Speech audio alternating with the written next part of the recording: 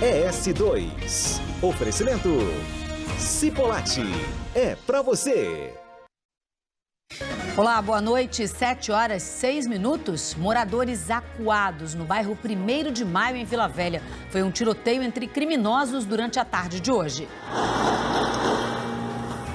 A polícia apreendeu 40 mil metros de fios fora dos padrões em lojas da Grande Vitória. Era material produzido pela fábrica que foi fechada na semana passada na Serra. Veja também protesto na primeira audiência sobre o acidente que matou a jovem Amanda na rodovia Darli Santos. A acusação diz que o motorista estava alcoolizado em alta velocidade. A família da médica Milena Gotardi fala sobre o crime e a expectativa para o julgamento dos acusados, que começa na próxima semana. E ainda, depois da vacinação, os laboratórios registram uma corrida para fazer exames que identifiquem os anticorpos da Covid. Você vai ver o que dizem os especialistas em imunização.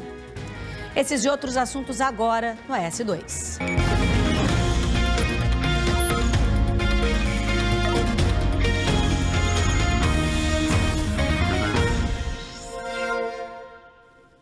Os moradores do bairro 1º de Maio, em Vila Velha, ficaram acuados hoje à tarde. Bandidos trocaram tiros no meio da rua. Veja aí. Escuta só os estalos. Escuta aí pra você ver. Bateu uma bala por aqui. Os caras... Bateu, pô. Por quê? Bateu aqui, filho. É guerra de lá contra aqui? O bagulho tá louco, doido. Tô dentro da minha serraria aqui. Olha os homens. Muito tiro, tô conseguindo nem sair do bairro. O bagulho tá louco. Parece cena de bang bang isso, né? Vamos direto ao vivo agora conversar com a Nayara Arpini, que tem mais informações sobre esse tiroteio. Boa noite, Nayara. Que informações você traz pra gente? O que a polícia disse? Boa noite, Dani, para você e para todo mundo que está acompanhando o ES2 aqui com a gente. Cenas de terror, né? Bandidos atirando no meio da rua, no meio da manhã, assustando moradores. Realmente uma situação que a gente fica abismado de ver, né? A Polícia Militar disse que foi acionada sobre essa ocorrência. O CIODES registrou essa ocorrência no final da manhã e policiais militares foram enviados até o bairro 1º de Maio. Lá no bairro, moradores confirmaram essa situação. Disse que sim, tinha criminosos andando armados com armas em punho, atirando no meio da rua, mas a polícia não encontrou nenhum suspeito, então ninguém foi preso, ninguém foi detido nessa situação. Mas também não houve nenhum ferido. A polícia não teve nenhuma informação de nenhum ferido nessa situação. Agora, a Polícia Militar apreendeu 64 buchas de maconha nessa ocorrência. Esse material foi trazido aqui para a Delegacia Regional de Vila Velha. A Polícia Civil informou para a gente que essa ocorrência foi finalizada de fato, sem registro de detidos e também sem o registro de feridos. Portanto, é mais uma situação aí que a gente mostra, Dani, de moradores e população aí reféns da criminalidade lá no bairro 1º de Maio, em Vila Velha. Volto com você no estúdio. Obrigada, Nayara, pelas informações. É mesmo, todo mundo preso dentro de casa, né? Obrigada pelas informações, Nayara. E os fios elétricos irregulares vendidos por uma fábrica da Serra estão sendo recolhidos das lojas. A fábrica foi fechada depois que investigações mostraram que a produção estava fora das normas técnicas. A polícia também investiga incêndios em outros estados que podem ter sido provocados pelos fios irregulares. São 40 mil metros de fios elétricos irregulares, fora dos padrões técnicos, que eram vendidos em 10 lojas da Grande Vitória. Todos foram fornecidos por essa fábrica, a Luzano, interditada na semana passada pela Polícia Civil. Nós buscamos, no ano de 2021, quais as lojas que adquiriram a maior quantidade desse material. E nós concentramos a busca nessas lojas. O dono foi preso pela segunda vez. Na primeira, há 2 anos, saiu depois de pagar R$100 mil de fiança. E agora continua preso. A Delegacia de Defesa do Consumidor investiga se um princípio de incêndio em Aracruz foi provocado pela fiação da Luzano. Cabos da marca foram encontrados no ar-condicionado, onde começou o fogo. Houve o princípio de incêndio na caixa de disjuntor. Durante a investigação, a gente identificou que foi utilizada essa fiação. A própria construtora confessou que foi utilizada, está reparando o consumidor, porque a princípio ela não utilizou de forma dolosa. A polícia também investiga incêndios em apartamentos no Mato Grosso e uma vistoria do Instituto de Pesos e Medidas do Amazonas também relatou irregularidades em 4 laudos feitos em fios da marca. No Espírito Santo, laudos apontaram que os fios não estavam de acordo com os padrões, que comprometiam a segurança do usuário, podendo causar o superaquecimento da rede elétrica, curto-circuito e até incêndios, e aumentar o consumo de energia. Segundo a polícia, uma empresa responsável pela iluminação pública de uma cidade aqui da Grande Vitória também comprou fios e cabos elétricos desta fábrica e foi flagrada pela polícia fazendo uma instalação em uma rua.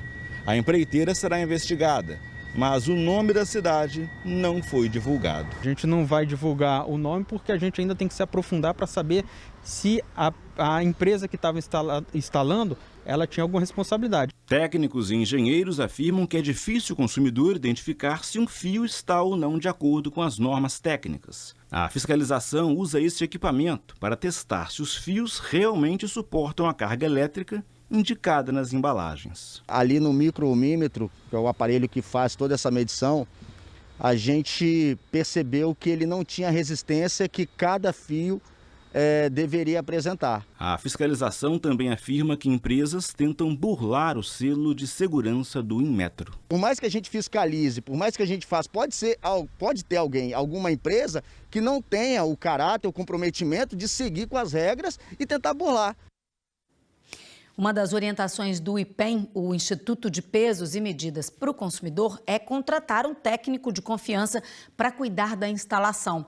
Outra coisa é desconfiar se o preço da fiação dos fios estiver abaixo dos valores de mercado. E a polícia prendeu 3 suspeitos de cometerem crimes com um carro roubado da Prefeitura de Vila Velha. Veja só. Esse é o carro da Prefeitura de Vila Velha que foi roubado e depois usado pelos bandidos para assaltos em pelo menos 3 cidades. Nas imagens, 2 homens entram nesse comércio de Guarapari. Em outro vídeo, mais uma ação dos assaltantes em Anchieta. A polícia informou também que o grupo agia em Vila Velha. Nós conseguimos identificar todos os envolvidos e agora temos a certeza da autoria de todos esses 4 roubos. 2 em Vila Velha, 1 em Guarapari e 1 em Anchieta. O delegado ainda falou que foram identificadas 5 pessoas da mesma quadrilha. Dos 3 presos, 1 está envolvido no roubo do carro da Prefeitura. A Polícia Civil logo em seguida iniciou diligências, conseguiu identificar e capturar o receptador, ou seja, o comprador do carro, que conseguiu fugir, e a partir do comprador do carro, nós chegamos a um dos ladrões. Em seguida, a Polícia Militar prendeu esse ladrão, que já tinha o nosso mandado de prisão, foi pego em flagrante de novo, roubando mais uma vez. De acordo com o delegado, os integrantes da mesma quadrilha invadiram uma casa na Barra do Jucu, em Vila Velha, para roubar. Eles renderam e amarraram o morador e levaram um carro e uma TV. Foram muito violentos com ela e logo depois desse crime, um dos ladrões foi preso, a arma foi apreendida, o carro foi recuperado e a partir dessa prisão é que nós conseguimos as outras peças do quebra-cabeça que faltavam para que compreendêssemos toda a dinâmica desses crimes. Os detidos têm entre 20 e 30 anos e uma ficha criminal extensa. Todos com histórico criminal repleto de prisões anteriores por tráfico de drogas, roubos e porte ilegal de armas. 2 presos foram para o Centro de Detenção Provisória de Guarapari e outro para o CDP de Vila Velha. Eles vão responder por roubo e tráfico de drogas. E começou hoje a audiência para o julgamento do motorista que atropelou e matou a jovem Amanda Marques. Esse acidente aconteceu em abril em Vila Velha. Além de dirigir embriagado, a perícia mostrou que o motorista estava a 135 km por hora. A família da Amanda protestou hoje em frente ao Fórum de Vila Velha. Com faixas e camisas, familiares e amigos de Amanda Marques, de 20 anos, pediam por justiça. Eles querem a condenação do culpado pelo acidente. Queremos justiça para ele ser condenado, o assassino ser condenado. Nós queremos justiça, vamos fazer justiça. Vou fazer justiça até minha morte e eu jurei isso a ela. Amanda morreu no dia 17 de abril, depois que o carro de Wagner Nunes Paulo atingiu a moto em que ela estava com o namorado, na Avenida Darli Santos, em Vila Velha. Wagner estava embriagado e a mais de 135 km por hora, segundo o laudo da Polícia Civil. Acabou de matar a menina aqui na Darli Santos, ó. O rapaz está para o hospital e ela está morta, ali no meio do asfalto, a menina de 21 anos. A família de Amanda alega que no dia do acidente, Wagner tentou fugir do local, que uma testemunha foi intimidada e que a mãe de Wagner, que é policial civil, ficou mais de 5 horas na delegacia acompanhando o depoimento.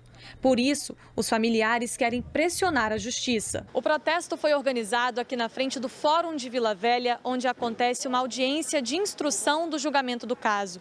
A família de Amanda disse que não foi autorizada a participar.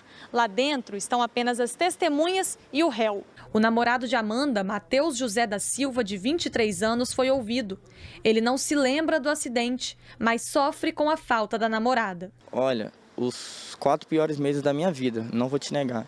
É porque você tentar lidar com isso não é fácil, principalmente com sequelas, machucados, igual eu tive bastante. E a falta, cara, não tem como você tentar falar da falta que ela faz na minha vida. Parece que todos os dias eu fico vivendo aquilo, sabe? A falta que ela faz, todo dia eu chego em casa, ela vai chegar do serviço daqui a pouco. Então é uma coisa que eu não tenho o que falar muito exatamente. O padrasto de Amanda também foi ouvido. Ele mostrou fotos que, segundo a família, comprovam que Wagner estava virado e bebendo antes do acidente. Wagner foi denunciado pelo Ministério Público por homicídio doloso e está preso. Na audiência de hoje, o juiz decide se o réu vai ou não à júri popular. Matheus lembra que, se não fosse o acidente, ele e Amanda teriam se casado no mês passado. Olha, nada nesse mundo eu vou trazer ela de volta. Nada. Eu só quero justiça. Só isso. A reportagem tentou contato com a defesa do Wagner, que ainda não se manifestou. A Polícia Civil disse que a Corregedoria instaurou a investigação do caso do policial que teria ajudado Wagner logo depois do acidente. No próximo bloco, a gente fala de outro julgamento importante. Os acusados da morte da médica Milena Gotardi vão à júri popular na semana que vem. Você vai ver uma entrevista especial com a família da médica. E ainda, o motorista de ambulância da Prefeitura de Colatina foi preso com drogas. Agora são 7h19 aí, ao vivo para você, o trânsito na Praça do Pedágio. Bastante movimento para quem vai para Vila Velha nesse momento.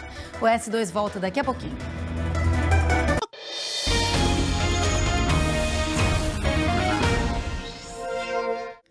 Na próxima segunda-feira começa o julgamento das 6 pessoas apontadas como responsáveis pelo assassinato da médica Milena Gotardi. O crime foi em setembro de 2017. Entre os acusados está o ex-marido de Milena, o ex-policial civil Hilário Frasson. A nossa equipe conversou com a família da médica. A reportagem é de Roger Santana e Vilmara Fernandes. É uma morte que a gente não consegue aceitar, né? Uma coisa que podia ser evitada, né? 3 anos, 11 meses e 4 dias. É o tempo que a mãe e o irmão de Milena esperam por uma punição definitiva para os acusados de matar a médica. Na casa da mãe de Milena, em Fundão, os livros da filha continuam no mesmo lugar. A força de vontade, de ajudar, de se preparar, de cada vez saber mais para ajudar. Desde que Milena foi assassinada com um tiro na saída do hospital universitário em Vitória, poucas vezes a família mexeu em algumas coisas, como uma caixa com os equipamentos de trabalho da médica e um álbum com fotos de formatura e de família. O Ministério Público acusa o ex-policial e ex-marido de Milena, Hilário Frasson, de mandar matar a médica. O casal estava num processo conturbado de divórcio. A gente tentou esse caminho o tempo todo da separação, tentou manter esse relacionamento entre ela e ele, para acontecer isso aí no final, né? Milena, às vezes, demonstrava esperança de Hilário aceitar a separação, mas ao mesmo tempo revelou para o irmão que tinha medo. Douglas, ele é mau, ele tem maldade no coração. E isso não tem cura. Meses antes do crime, Milena procurou o irmão, Douglas, e disse que faria um documento sobre a guarda das filhas do casal. E Douglas não entendeu por quê. Ela falou assim, Douglas, eu vou fazer um documento. Vou fazer um documento, se acontecer alguma coisa comigo, para as meninas ficarem com você. Eu falei assim, então está acontecendo alguma coisa, Milena, pode me falar. Ela, não está acontecendo nada. Eu falei, mas por que você quer fazer documento e não sei o que? Não, eu quero fazer. Quando a irmã foi baleada ao sair do hospital, Douglas não estava no Brasil. A médica foi internada e morreu no dia seguinte. A primeira reação minha foi pegar o telefone e mandar uma mensagem para o Hilário. E a mensagem que eu mandei para ele foi o seguinte, tomara que não tenha sido você. Só mandei isso. Então, para mim, logo que eu recebi a ligação, eu realmente imaginei que poderia ser ele. Eu convivi durante a separação, eu vi o estado que ele estava. Ele estava muito perturbado, eu tentava acalmar ele, não aceitava o fato de Milena não querer mais ele. Depois que Milena foi morta, a família encontrou o tal documento. Uma carta escrita à mão 6 meses antes do assassinato. Hilário foi preso na semana seguinte. As filhas do casal têm hoje 13 e 5 anos. Estão com o irmão e a mãe de Milena, como a médica pediu na carta. A mais velha já revelou a preocupação caso o pai deixe a cadeia. Para mim, o sentimento que eu consegui identificar nela foi o medo. O medo dele sair de lá, dela ter que voltar a viver com ele. Para a mais nova, Douglas fala que a mãe sofreu um acidente e tenta explicar por que o pai está preso.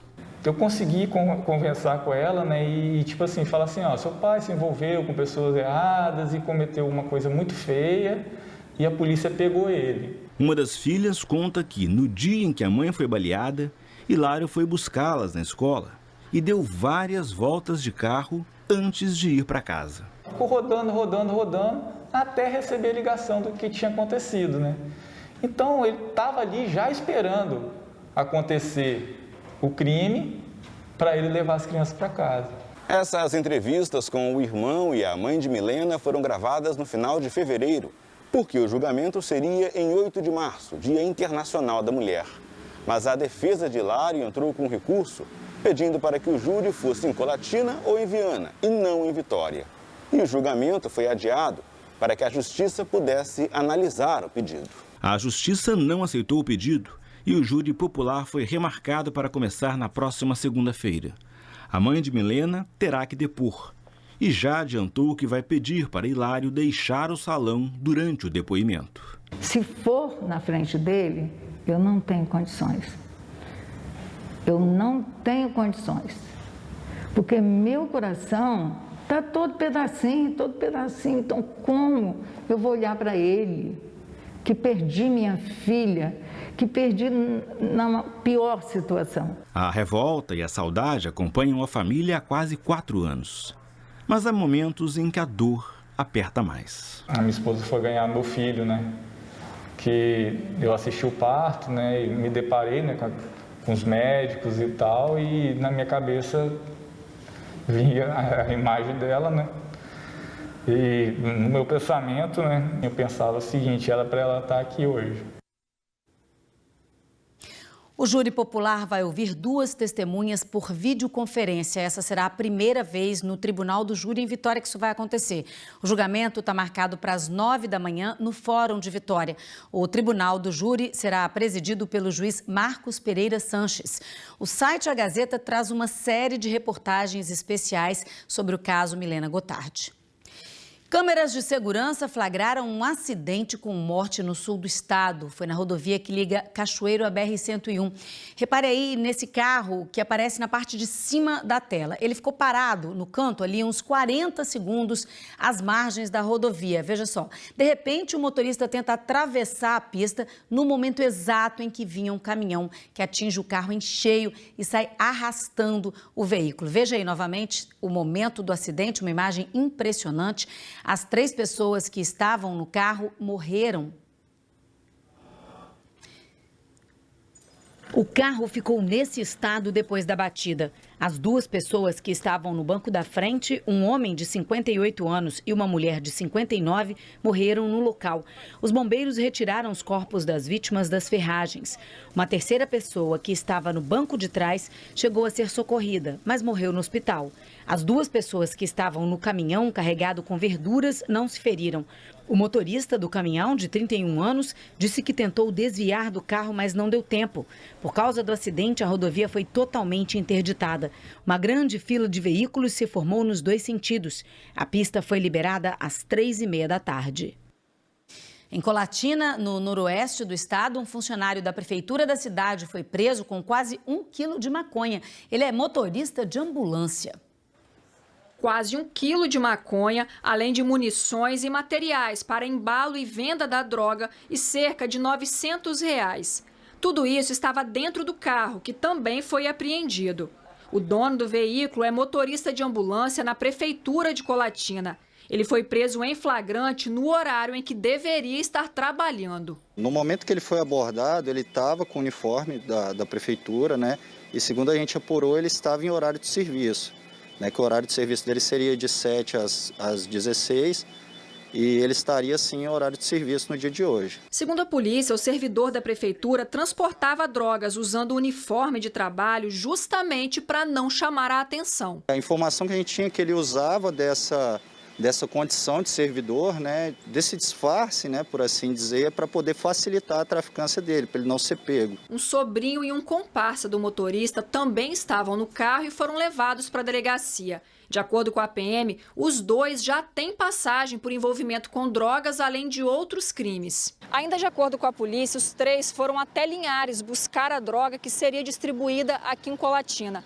Na volta, eles pararam perto de um bar que fica às margens da S248 e foram presos. A polícia diz ainda que o servidor já transportou drogas em veículos da prefeitura de Colatina. As denúncias que a gente chegou a receber davam conta de que ele utilizava carros oficiais da prefeitura para fazer o transporte. Só que a gente nunca chegou a conseguir abordá-lo e fazer apreensão em carros oficiais.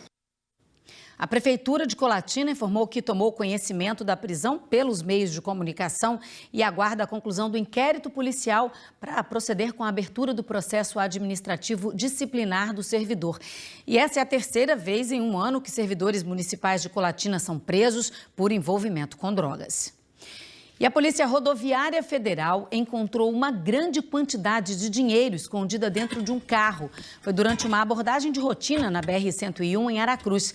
Na vistoria, a polícia desconfiou da pintura do carro, que estava um pouco diferente. Aí foi tanto dinheiro que ele só será contado na sede da Polícia Federal em Vitória. Segundo a polícia, o motorista primeiro disse que tinha ido comprar um terreno, depois mudou a versão, disse que recebeu R$3.000 para sair de Vitória e ir a Linhares buscar esse veículo. O motorista, o carro, todo o dinheiro apreendido foram levados para a sede da Polícia Federal em Vitória.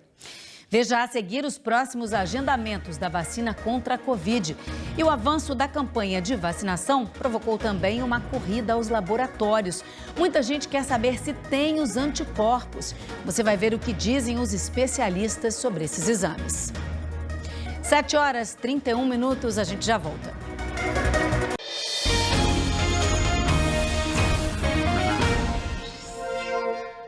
S2 de volta com os números do painel Covid. De ontem para hoje foram registradas 10 mortes e 1.089 casos novos. Tinha tempo que a gente estava abaixo dos 1.000 casos diários, desde 16 de julho. O total agora no painel de 12.117 mortos, e mais de 554 mil casos confirmados da doença.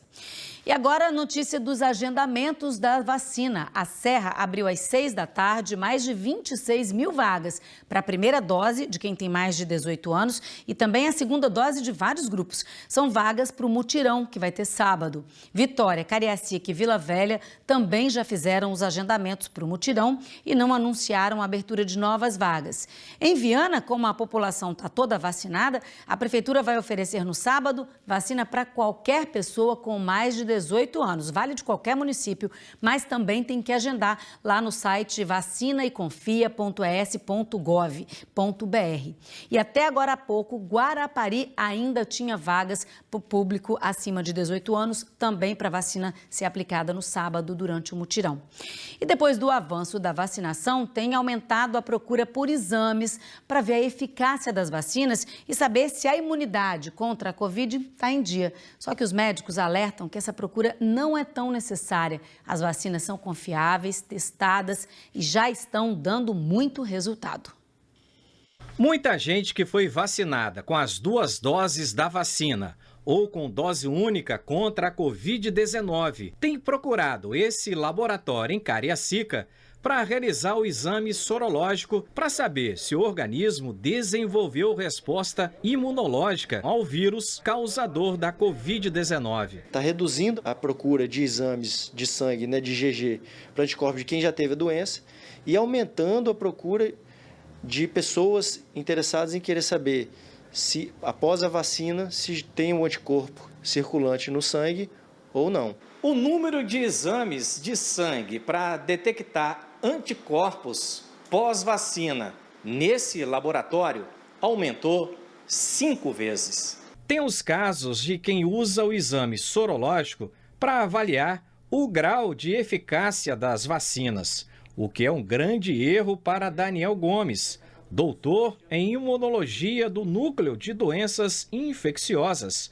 do Hospital das Clínicas. Os testes eles podem ser um bom indicativo de que a vacina induziu alguma resposta, e só. Agora, se essa resposta está associada a uma proteção, isso ele não consegue através desses exames. Porque o nosso sistema imunológico ele tem 2 braços. Um braço que é onde a gente tem os anticorpos produzidos e um outro braço que é o braço celular.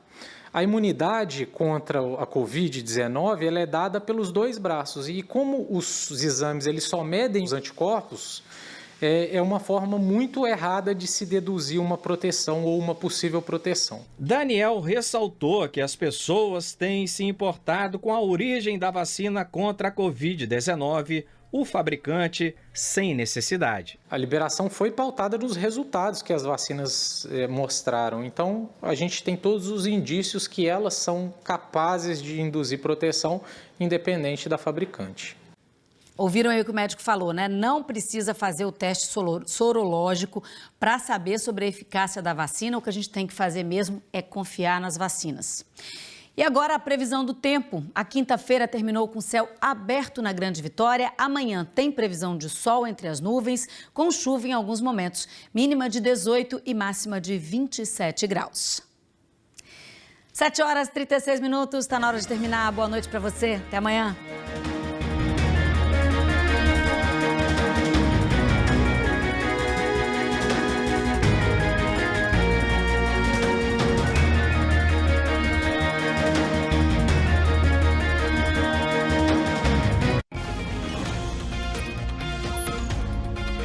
ES2. Oferecimento Cipolate.